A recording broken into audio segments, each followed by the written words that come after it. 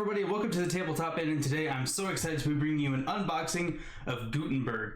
Gutenberg is a 1 to 4 player game for ages 14 and up, and it plays, according to the box, between 60 and 120 minutes. In this game, it's, from what I understand it, it's kind of like an action manipulation kind of game where you are using different gears and turning them and performing the actions based on how you turn them. I believe that's how it works, but just this is from my the looking that I did a while ago when I first put this game on my wish list, and it just became available yesterday, I think. I'm pretty sure it was yesterday. So I'm super excited to get this out there. The components in it look really, really cool. In this game, you are basically managing your own printing printing press. So you are in the back in the 15th century, where we don't have the modern printers that we have today. You had to actually go someplace to get something you wanted printed. You are in charge of that place where people go to get these posters printed, newspapers, things like that. So you were just trying to manage your printing press efficiently while trying to get the most reputation. I believe it's reputation that you're going for. I don't think it's currency, but we'll take a look at it when we bust the box open. Let's go ahead and do that right now. So, start off, I want to take a look at this box. I tried to change some of the settings on my camera to really give you an idea of what the box looked like. The initial settings made it look extremely orange, and it's really not. There's quite a bit of colors going on here. I really like this art on this box. It looks really, really good. On the sides, just a simple Gutenberg with the publisher. Same here. Same here, all the same orientation from what I can see. Nope, I lied. There's the vertical orientation here. Here we go. Gotta get a good grip on it. I really don't want to butterfinger anything. So, a game without plastic. That's very interesting. I didn't see that. I wonder what that means. I guess I know what that means. I'm pretty sure a lot of the components here are all wood, and I'm really excited for that. That's one of the things that drew me into this game, was it looked like the components were really great. On the back, you obviously got a little bit of a summary of what you're doing, and you got a little look at the components here. Here are those gears I was talking about on the player boards. I'm pretty sure they affect the actions that you can take, but again, I don't know for sure. So let's go ahead and stop wasting time here. Let's get this lid off. I'm so excited for this. Here we go. So, of course, we got the rule book right on the top. Not a very thick rule book at all. You got a bunch of the components. Looks like there's a bag included in it. That's nice. Very big pictures, too. So, not only is it a thin rule book, but there's huge pictures. So, as far as text goes, it doesn't look like a terribly complicated game, which is great. I like games that, you know, look complicated but really aren't after you get a couple of good plays. Here, look, ooh, they're a little, oh, it's because they're actually attached. There we go. Here we've got the first set of gears that go on player boards. So you can see they got the holes in the middle that we can punch out to slide them onto the player boards. At the bottom, looks like we've got our first look at the money. I'm guessing that's money. Little 2 silvers there. Here we've got another board. These are both attached, but that's all right. Again, they come off very easily. That's good. That's actually a good sign. It means that I wonder if these will punch out very easily. Some more gears and some more money. Got I'm wondering if these are supposed to be letters for the printing press. I'm not exactly sure what those are, but check those things out. They're pretty cool looking. This other one that I threw off to the side looks like it's the same. More gears, more letters, more money. Here, looks like that's not the last of the punch boards, is it? That's the last of the punch boards. Hey, that's awesome. So here we've got the main board. We'll set that off to the side to look at later, excuse me. Here we've got the 4 player boards. Interesting, the coloration is off on them just a small bit. You see that this one right here is slightly darker than the other ones. That's very odd. Wonder if that's on purpose or not. The rest of them look close to the same, so interesting. So here we've got here's where the gears are gonna go. Got the middle one, the hole here for the punch outs for the pinwheels that I'm sure are included somewhere in here. Here we've got some kind of track. I think this has to do with tracking what kind of ink you have, but I'm not exactly sure on that one. And then I have no idea what those are for on the bottom. But they are all the same, except for this one that's just colored differently. And nothing of note on the back, although that is some pretty good artwork of wood. So very neat. It's also very interestingly shaped. It almost looks like it's supposed to fit in somewhere. Don't know. We'll have to see. No, there's no more punch boards. Okay. So here's a some gold money, gold 5s. No idea what that's for. I wonder if that's starting player marker. And then you got those little arcs with red X's that look like they actually match up with the a little bit with the player board where the gears are supposed to go. Here we go. A little bit smaller, so I wonder if they have anything to do with each other. They feel, the punch boards feel really thick, so that's nice. Here, what I'm taking a band off of now, looks like player shields, so it looks like what you're doing is meant to be kept secret from the other players. I'm having a difficult time. Here we go. Getting this peeled off. Here we are. So they actually are all unique as well. Oh, because they have different people on them. Okay, cool. So here are the 4 player shields, all with different people on them. If these are supposed to be notable people, I have no idea what they are, so I apologize. Let's go ahead and open up one of these. We'll open up 2 to see if they're the same, but I'm sure they are. Looks like on the back of these shields, we've got some player aids, which is really nice, and they're a little different between shield to shield, but it's just the flowers along the side are slightly different, which is still nice. I guess they're not all flowers, some of them are vines and birds. You get the idea, though. So, but in here we've got a player aid, we've got a sequence of play, buying your nth type. I think those have to do with the plates for punching letters into something, I think. Don't quote me on that. Costs and guilders, excuse me. And then a bunch of numbers there. Don't know what any of these are. Looks like we've got a little bit of glossary of what things are for the iconography. And then scoring or cost for things. Not sure. I don't know if I've been keeping it centered. I've been trying to look at it myself. So there's all that. So interesting. Don't know again what any of those mean, but that's okay. So I'll put these off to the side here. Here we've got some more punch boards. Looks like we've got some copper, some 1 coppers, and then a bunch of ink markers or ink tokens. So those actually look really good too. And again, very thick on these punch boards.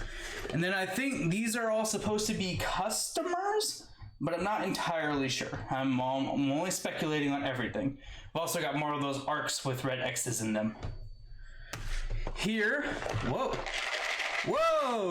what the heck? We've got little boxes. Okay, I see you. So here we've got some cubes in these neat little boxes. That's cool. Then a bunch of these cubes, I have no idea what they're for, but they feel really nice too. Let's see if we can get one of every color in my hand. 1 red, white, tannish, blue. Here they are. They feel really nice. Let's see if I can get the camera to focus in on them a little bit. Because they've got a little bit of a, not really a pattern, they're just wooden. They're not smooth wood, they've got grain in them. These are neat little boxes though. Although, I say they're neat, they're a little on the flimsy side. I'd be a little concerned about how long these will last, but not a huge deal. So that's nice. Here's a bunch of cubes. Here's, I think these are the plates, I suppose. Yes, check these out. So this is what drew me into the game. Check those bad boys out. Those are like the little stamps you'd put into the printing press when you're trying to print something. And these are all wood and thick. Look at these things. There we go. Very nice. These are cool. So we'll box these back up. I was gonna say I'm a little upset with the lack of insert, but it looks like we've got enough of these boxes that we might be able to make it work without too much of a fuss. What do we got here? Oh, more letters for printing. Very cool. Although I don't think that's what this box is for. This box has the symbol of the, well, it looks like the patrons on it. So I wonder if I'm supposed to dump this box into here for the other plates and put the patrons in here. We'll see. Here, empty box. Nothing in here. with that symbol on it. No idea what it is. Let's see, I'm trying to think of what it could be for. And I have no clue. There's two of them. Oh, this box has got stuff in it though. What do we got? Ah, black wooden cubes. Very nice. Same cubes as the colored ones, but just black. This is very interesting having all these boxes of stuff though. It makes the fact that there's no insert in here not a terrible thing. And then here we've got a little symbol with the 2 on it that looks like it's money. But here we've got a bunch of cylinders and what have you, all the same material as the cubes.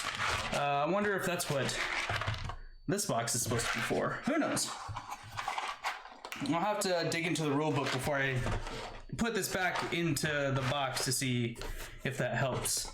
Here, no idea what this is for, but it looks like there's one for every player. Different tracks, and it looks like we've got actually the vine or the flower or the design on the sides of the player aids. They're also on these little sideboards as well. I like this one, but it's just because it's got blue in it and it looks really vibrant and cool. So little tracks here. Velvet bag, or not, velvet, whatever material it is. Nice bag. Don't know what it's for yet. And then got a bunch of cards. Let's take a look here. I might keep this band here to keep them from going everywhere. So here, I'm looking through to see what all these cards are on the back real quick. So we've got some gear backed cards here. Some are lighter than the others. Got this dude on the back here. Look at that guy. I wonder if that's Gutenberg. Who knows? Here we've got a little picture of someone working at a press. I'm assuming that's a press. Sorry, my hand is shaking. That was an awkward angle to hold stuff at. Here we've got this neat little book with the blue and reds on the side. Looks neat. And that is the rest of the stack. So looking at the front here, don't know what they are, but those are the book backed ones. Maybe requests for something, who knows? Here we're coming up to the family backed ones. Again, have no idea what that means, but there it is. And then we've got the backs with the man. There's that. And then the make sure I do this right here. So here's the light colored gears. Don't know again what that means, but I'm wondering if that's worth victory points at the end. And then we've got the dark colored gear backed ones. So there we go. Excuse my heat or my AC turning on. It's fairly hot. Give me a moment. Had to let my air wind down because that sucker is loud. But here we are. I got the other pack of I guess they're cards unbound. Got more of these booked with the designs on the side. I'm assuming these are like requests for what you're gonna want to print, because they got like the red ink and then a letter on the side. They want red A's.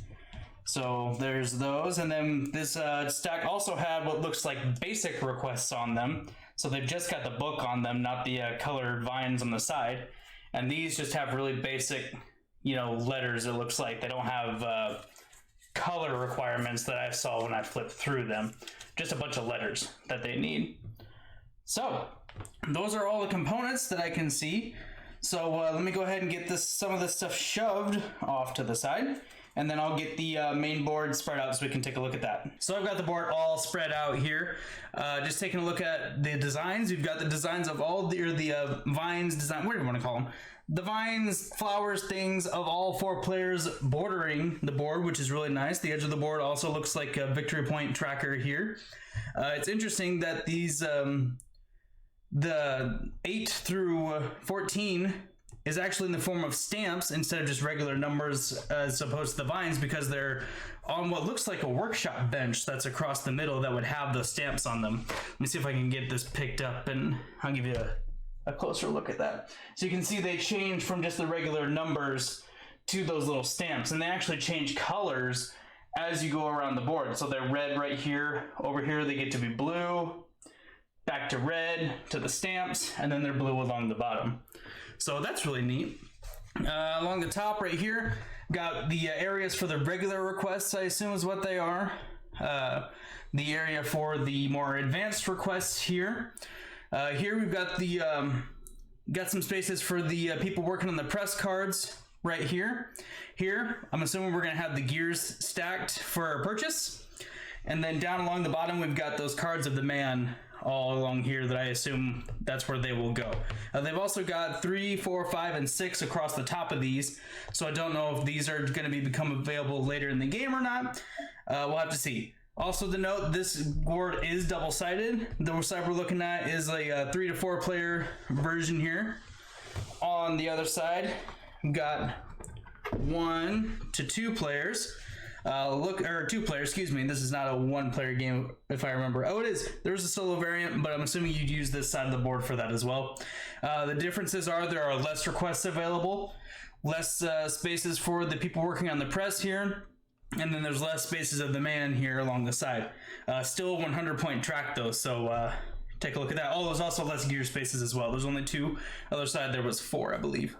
So other than that, no major differences as far as design goes on the board here. I believe it's pretty much the same along this side. I think it's missing like a couple of things, like there's a key right here on the other side. On this side there's not. So other than that though, I mean, it's a really good looking board. It does kind of match the theme of what's going on here. Whenever I think of old printing presses, I do kind of think of like this dark parchment paper and the old style wood, you know, this font that you'd see, you know, on the numbers and the letters. So it does look really nice. I'm going to go ahead and get this thing put back into the box. I will sit back down and I'll give you my initial impressions of it. So that was a quick unboxing of Gutenberg. I'm going to start off with things that I thought were a little meh. First off, had a couple of casualties with trying to punch out some of the stuff. It always drives me nuts when the stuff starts to peel and you really can't do anything about it even though you're being so careful. It's just one of those things that drives me nuts about punch boards, and I wish there was an easier, better way to have these components.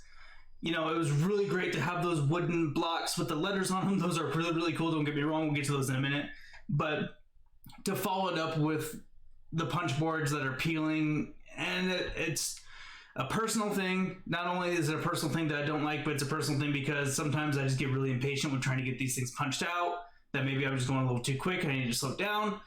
But at the same time, there are games that I've had, Witchstone is one that I can think of, where before I even had the box open, the stuff was just falling out of the punch boards already. All you had to do was poke and it pops out.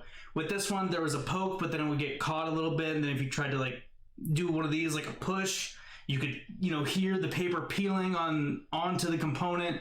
It's a terrible thing. So, it didn't happen on all. It happened about 4 times, I think. So overall, as far as the punch board goes, I'd give it like a 7 or an 8. Overall, it wasn't bad. It was just a couple of parts that started to peel. And again, that's just kind of a byproduct of having punch board components. You could run into that problem. But the other stuff, the wooden components, they're so cool. I really like how those wooden letters look. They look awesome.